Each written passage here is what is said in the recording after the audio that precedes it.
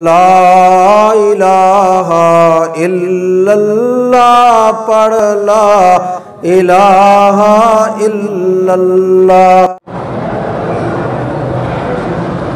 کہتا ہے جی کہ بیت اللہ شریف مسجد نبی میں لوگ ٹولیاں بنا کر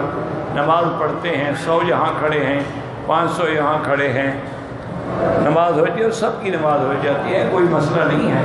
لیکن ان کو سمجھائیں کہ صفیں بنانے کی کوشش کریں اور صف پہلی ہو، پھر دوسری، پھر تیسری، پھر چوتھی، ان کے بعد بچے ہوں، سب سے آخر میں عورتیں ہوں، عورتیں آگے نہ ہوں۔ لیکن شکر کرو کسی حال میں نماز پڑھ تو رہے ہیں، تم سارے مل کے ان پہ محنت کرو جو پڑھتے ہی نہیں۔ یہ جو آئے ہوئے ہیں انشاءاللہ ان کو سمجھانا مشکل نہیں ہے، یہ تو ایک دفعہ نہیں، 2 دفعہ نہیں، 10 دفعہ، کبھی تو سمجھ جائیں گے نا، آ تو گئے ہیں نا اللہ کے گھر میں۔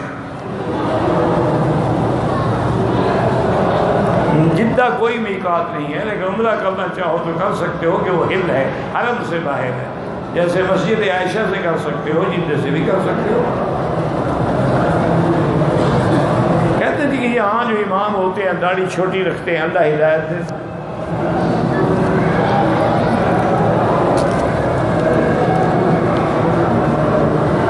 مجھے ساری رات جو ہے نیند نہیں آتی، تو میرا بھائی پہلی چیز تو یہ ہے کہ کسی ڈاکٹر سے یا حکیم سے رجوع کریں کہ نیند نہ آنے کے اسباب کیا،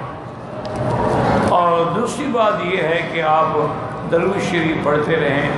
جو بھی آپ کو قرآن شریف کی صورتیں یاد ہیں وہ پڑھ، انشاءاللہ ان کی برکت سے، کیونکہ پھر شیطان جاگنے نہیں دیتا، پھر سلا دیتا ہے، وہ کہتے ہیں یہ اللہ کا کام نہ کرے۔ دیکھو نا فلم پہ بیٹھو ساری رات پلک نہیں جھپکے گی، قرآن پڑھنا شروع کرو تو فوراً جناب گانی شروع ہو جائے گی۔ تو بہرحال اصل علاج بھی کراؤ اور اسی نیت سے زمزم پیو، سر پہ ڈالو، منہ پہ ڈالو۔